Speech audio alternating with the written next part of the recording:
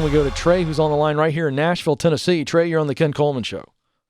Hey, how are you? I am living the dream, Trey. How are you? I am moving forward with positivity. I was just let go from my job yesterday. Oh, well, there's two thoughts there, yuck and yay, because now the first day and the rest of your life is underway. So what's going on? How can I help? I just need some direction. I've been listening to your show for about a month now, and I love it. Thank you. I love what you teach, and just need some direction and some insight and some feedback. Okay. Well, tell me what it is that I can give direction on and what feedback you're looking for. Sure. So I'm looking to branch out even into a new field.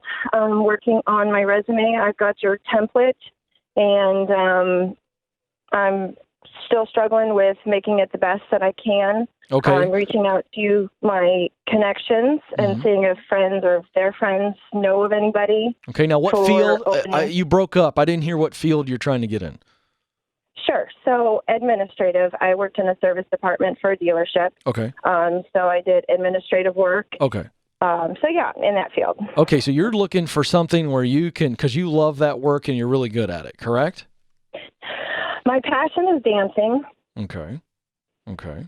But what's your question? Is the direction just the best way to get this administrative job?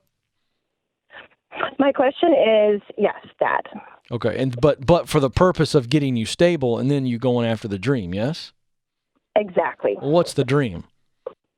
The dream is I would love to be my own boss someday. Okay. What kind of a business?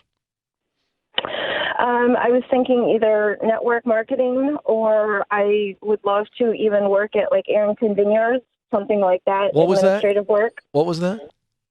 Either Arrington Vineyards in that business, or network marketing, or like a dance studio. Those are my dreams. Okay, gotcha. So dance studio. So in this, you're serving customers, and so I get you have a general idea. So that's good. Well, let's talk about the immediate need. The immediate need is for you to get some job interviews so that you can win the interview. And you're using my resume guide. One thing that I heard you say that you need to kind of kill in your head, which is making the perfect resume. Stop that. It's just, first of all, it doesn't exist because nothing perfect exists. Nothing. Okay? So we're not going to try to do something that is impossible. Perfect doesn't exist. What we want you to do is put a really good resume together, and I've given you an example on how to do that. But remember, I say, even the guy who has an example of a resume says that a resume is worthless without relationships. So you're already beginning the relationship side of things, and you're doing the right thing.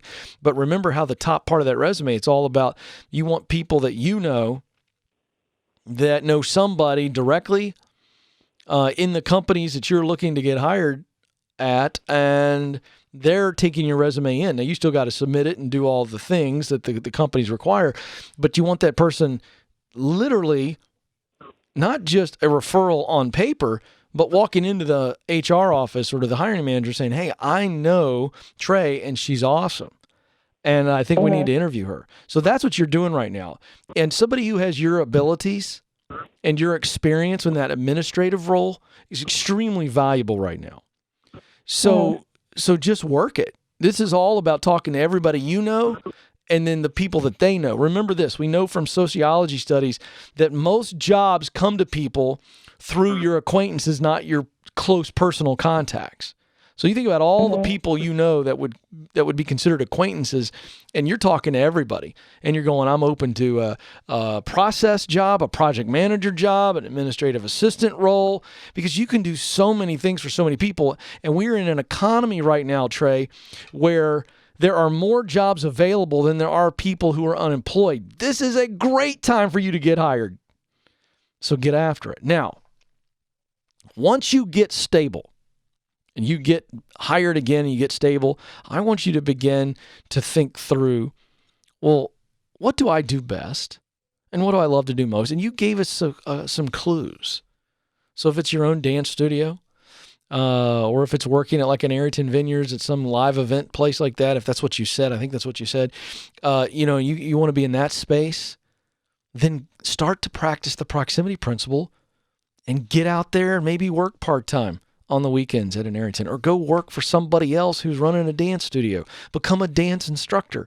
Start that process, because that's a side gig that's more money. So those two things are good for you. Why? Because you're going to get clarity and confirmation that that is in fact a business you want to run one day. So if you want to own a dance studio one day, you better work in a dance studio for a while. You better learn the ins and outs. What makes a successful dance studio? How do they get students? How are they treating the students when they're in there?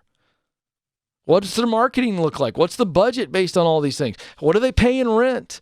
How do they make money? What's the margin? See, these are all things that are discoverable when you hang out with people that run dance studios. And you might find out, I just want to teach dance. I don't want to run a dance studio.